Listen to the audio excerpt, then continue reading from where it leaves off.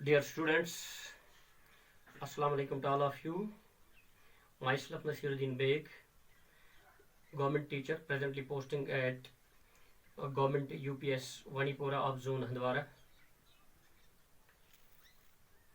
Today I am going to deliver an offline lecture about Panchayati Raj, and I am sure you all may will benefit from this topic. So it's my humble request to have a keen look towards this topic. पंचायती राज क्यों मैंने चुना है आज आपके लिए? क्योंकि आप 5th standard से ही बात अगर करें 10th 12th लेवल तक या हायर क्लासेस तक भी, कॉलेजेस तक भी, तो पंचायती राज आपको किसी न किसी सब्जेक्ट में देखने को मिलेगा. इसलिए ज़रूरी नहीं है कि यहाँ पे ये 6th क्लास के बच्चों के लिए टॉपिक है, उन्हीं की किताब में दी गई है, आप सब यहाँ से बेनिफिट्स अवेल कर सकते हैं. पंचायती राज, पहले हमें ये समझना पड़ेगा कि पंचायती राज है क्या. एज पर टॉपिक, पंचायती राज जो है, this is bridge which bridges the gap between bureaucratic elite and the common people. यानी एक ऐसा सिस्टम दिया गया है कि अगर आम लोगों की रसाई चाहिए गवर्नमेंट तक तो कुछ सिस्टम बनाना पड़ेगा. क्योंकि आम लोगों की रसाई डायरेक्ट गवर्नमेंट तक नहीं होती है, तो इसके लिए यह पंचायती राज सिस्टम बनाया गया ताकि आम लोग भी ब्यूरोक्रेटिक लेवल तक पहुंच सकें. लेकिन इसके लिए एक सिस्टम बनाया गया. वो सिस्टम क्या है वो मैं बताऊंगा. लेकिन पंचायती राज का कंसेप्ट है, ये सबसे पहले 1935 में महाराजा हरि सिंह रूल में बनाया गया. जब महाराजा हरि सिंह का रूल यहाँ पे था, तो तब यानी 1935 की बात है, तब इस पंचायती राज को इंट्रोड्यूस किया गया. अगर जब उन्होंने इसको रूरल एरियाज में फैलाया, अगर जम्मू कश्मीर की बात हम करेंगे तो जम्मू कश्मीर में 1958 में इसको इंट्रोड्यूस किया, इस पंचायती राज को इंट्रोड्यूस किया गया 1958 में. Do remember this. 1935 में महाराजा हरि सिंह ने इसको इंट्रोड्यूस किया था. उसके बाद जब इन्होंने रूरल एरियाज तक इसको पहुंचाया तो 1958 में जम्मू एंड कश्मीर में भी आया.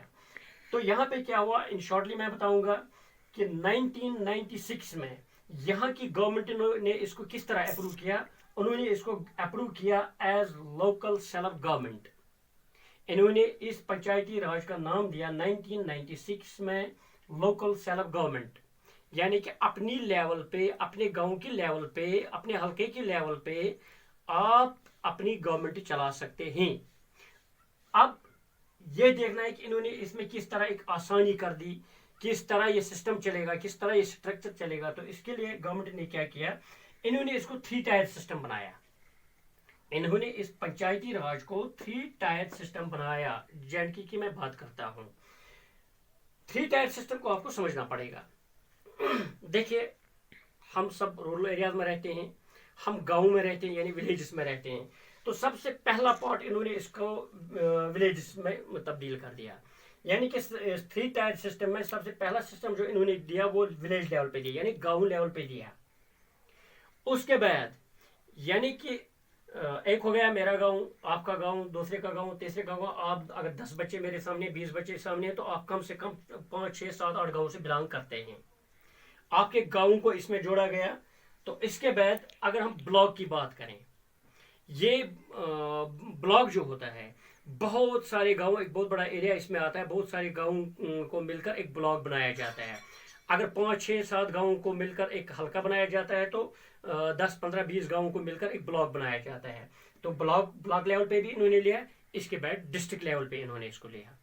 डिस्ट्रिक्ट लेवल तो आप जानते हैं. तो यहाँ पे विलेज लेवल की पहले हम बात करेंगे.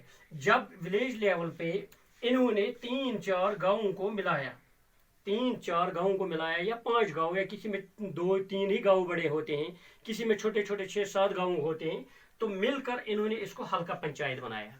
यानी इस पंचायती राज को जब इन्होंने डिवाइड किया 3 टायर सिस्टम में, विलेज लेवल पे इन्होंने इसको हल्का पंचायत का नाम दिया. यानी कि 5 6 7 गांव मिलकर एक हल्का बनाया, तो पंचायत हल्का पंचायत बन गया. इसी तरह ब्लॉक लेवल पे इन्होंने क्या किया, ब्लॉक लेवल पे इन्होंने इसका नाम दिया block development council. Block level पे ब्लॉक डेवलपमेंट काउंसिल. जब डिस्ट्रिक्ट लेवल पे इन्होंने इसको लिया, तो डिस्ट्रिक्ट लेवल पे इन्होंने इसका नाम दिया डिस्ट्रिक्ट प्लानिंग डेवलपमेंट बोर्ड.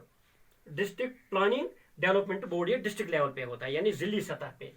अब इस चीज को समझना पड़ेगा, यहाँ पे विलेज लेवल पे जब हम बात करते हैं तो हल्का पंचायत बन गया। हल्का पंचायत में क्या होता है, इसमें कम से कम 7 से 11 पंच वार्ड्स होते हैं, यानी कि हर गांव, कोई अगर गांव बड़ा होगा उसमें 2 से 3 वार्ड भी, 4 वार्ड भी होते हैं। कोई गांव ऐसा होता है जिसके कम से कम 2 वार्ड होते हैं, यानी कि इनको इन्होंने वार्ड्स में तकसीम किया। जैसे हमारे गांव में मोहल्ले होते हैं, इस तरह गवर्नमेंट ने इसको वार्ड्स में तब्दील किया। सपोज अगर हमारे गांव में 4 या 5 या 6 मोहल्ले हैं, तो 6 महलों में से गवर्नमेंट ने क्या कर दिया, अपनी सेंस के मुताबिक, अपने हिसाब से, अपने सिस्टम से उन्होंने 2 वार्डों में तकसीम किया। एक को ए वार्ड नाम रखा गया, दूसरे को बी वार्ड नाम रखा गया। इसी यानी कि 7 से 11 यानी 7 to 11 पंच वार्ड्स इसमें आते हैं। अब ये पंच वार्ड्स क्या होते हैं, इसमें बाकायदा इलेक्शन होता है, वो मैं आगे सिखाऊंगा आपको।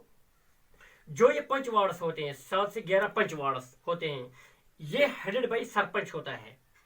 इनका जो हेड होता है, यानी कि अगर आपने गांव के 5 वार्ड बनाए या 7 वार्ड बनाए या 11 वार्ड बनाए, तो ऑब्वियसली इसमें से आप 11 वार्ड मेंबर्स चुनेंगे या 7 वार्ड मेंबर्स चुनेंगे। तो इन सब को कौन हेड करता है, इन सब को हेड करता है एक सरपंच। उसका इलेक्शन कैसे होता है वो भी मैं बताऊंगा आपको। तो इसका जो टर्म होता है, इन वार्ड मेंबर्स का जो टर्म होता है, या इस सरपंच का, जो ये सब इलेक्टेड होते हैं, तो इनकी जो टर्म होती है वो कम से कम 5 साल की होती है। अब इसको आगे ले जाएंगे कि ब्लॉक लेवल पे इन्होंने इसका क्या नाम दिया है। ब्लॉक लेवल पे इन्होंने इसको नाम दिया है ब्लॉक डेवलपमेंट काउंसिल।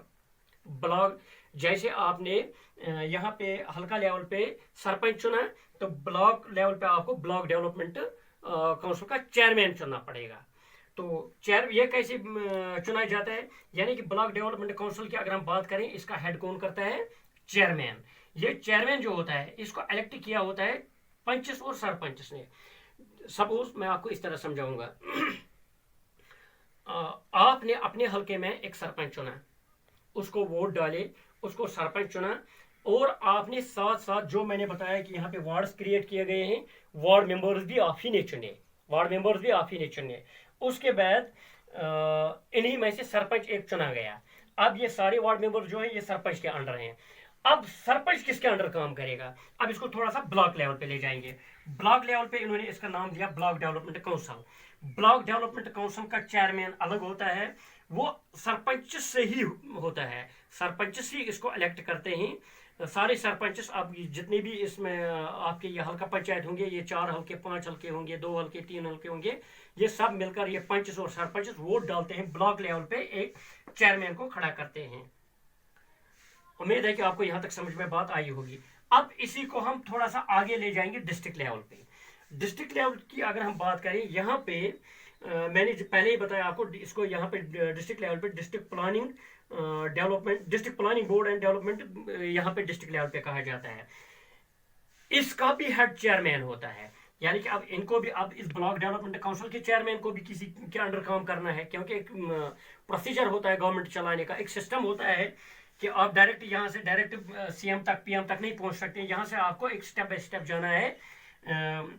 जैसे ये जो पंचायत मेंबर्स होते हैं, जिनको हम वार्ड मेंबर्स कहते हैं, इनको करना है किसी भी काम के लिए, किसी भी डेवलपमेंट के लिए, यानी मोहल्ले में कोई भी काम हो, इनको अप्रोच करना पड़ेगा अपने सरपंच की तरह।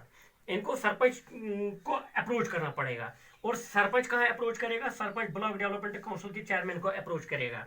ब्लॉक डेवलपमेंट काउंसिल कहाँ पे अप्रोच करेगा, वो डिस्ट्रिक्ट लेवल पे जो इनका चेयरमैन होता है वो उसको अप्रोच करेगा। अब ये देखना है कि डिस्ट्रिक्ट लेवल पे चेयरमैन होता कौन है। देखिए, डिस्ट्रिक्ट लेवल पे चेयरमैन डायरेक्ट सीएम की तरफ से होता है, यानी कि जो स्टेट का चीफ मिनिस्टर होता है, उन्होंने ही इस चेयरमैन को चुना होता है, उन्हीं की तरफ से चेयरमैन होता है डिस्ट्रिक्ट लेवल पे। और वहां पे क्या होता है, वहां पे इस कमेटी में और कौन लोग होते हैं, इसमें चेयरमैन ऑफ ऑल बीडीसी, यानी कि ब्लॉक, जितने भी ब्लॉक्स हैं डिस्ट्रिक्ट में, इनके जितने भी ब्लॉक डेवलपमेंट काउंसिल के चेयरमैन हैं, वो सब चेयरमैन यहाँ पे डिस्ट्रिक्ट लेवल पे इस चेयरमैन के मेंबर्स होते हैं। और साथ में क्या होता है, जो आपका मतलब जो आपकी वो आपके इलाके में टाउन एरिया कमेटी होती है या म्यूनिसिपल कमेटी होती है, उसके भी जितने भी मेंबर्स होते हैं वो भी इस डिस्ट्रिक्ट लेवल बोर्ड के मेंबर्स होते हैं। और यहाँ पे जो हमारे एमएलएज होते हैं और एमपीएस, एक्स ऑफिशियो यानी जो कि ऑलरेडी कोई ऑफिस होल्ड करते हैं वो भी इसके मेंबर्स होते हैं। यानी कि एक बहुत बड़ा बोर्ड बन जाता है, यहीं पे सारा डिसाइड होता है कि आज इस डिस्ट्रिक्ट के लिए एक मीटिंग इनकी बैठती है। तो उस मीटिंग में ये डिसाइड होता है कि इस डिस्ट्रिक्ट की डेवलपमेंट के लिए हमने क्या क्या काम करना है, कहाँ पे पुल देना है, कहाँ पे कितना पानी चाहिए, कहाँ पे हॉस्पिटल चाहिए, कहाँ पे स्कूल चाहिए, कहाँ पे बाउंड्री वॉल्स चाहिए, कहाँ पे रोड्स चाहिए, कहाँ पे रोड कनेक्टिविटी चाहिए, कहाँ पे रोड रिपेयरमेंट चाहिए, और इसके लिए एक रकम ये अलॉट करते हैं। तो ये यहाँ पे डिस्ट्रिक्ट लेवल पे तय होता है। लेकिन सबसे बेसिक काम जो होता है वो जो यहाँ पे ये पंच मेंबर्स होते हैं, इन्होंने अपने अपने वार्ड्स की सर्वे की होती है कि मेरे वार्ड में क्या चाहिए, मेरे वार्ड में कौन सी कमी है, मेरे वार्ड में स्कूल ग्राउंड की कमी है, मेरे वार्ड में ये किसी बाउंड्री वॉल की कमी है, मेरे वार्ड में कोई ड्रिंकिंग वाटर फैसिलिटी की कमी है, कुछ भी हो, ये यहाँ से एक लिस्ट बनाते हैं और इसको आगे करके सरपंच के हवाले करते हैं। और सरपंच भी ओवरऑल अपने हल्का में देखता है कि कौन कौन सा काम मेरे इस इलाके में चाहिए, कहीं पे ऐसा कोई ब्रिज तो नहीं है, जो ब्रिज नहीं है जिसकी वजह से दो एरियाज डिस्कनेक्ट हुए हैं, वो ब्रिज चाहिए उसको, रोड कहाँ से कहाँ तक जाना चाहिए, किस इलाके में रोड चाहिए, कहाँ से कहाँ तक रसाई होनी चाहिए, ये भी ये तय करता है। और ये सारे इनके और अपने जो इन्होंने एक सर्वे की होती है, इसको कलेक्ट करके ब्लॉक डेवलपमेंट काउंसिल के चेयरमैन के हवाले कर देते हैं। इसके बाद क्या होता है, जब भी ये बोर्ड मीटिंग होती है, जब डिस्ट्रिक्ट लेवल की बोर्ड मीटिंग होती है, यहाँ पे ये सारे बैठते हैं, यहाँ पे ये डिसाइड होता है, फिर प्रायोरिटी बेसिस पे ये लिस्ट चेक किया जाता है कि प्रायोरिटी बेसिस पे कौन से काम हमने पहले करने हैं।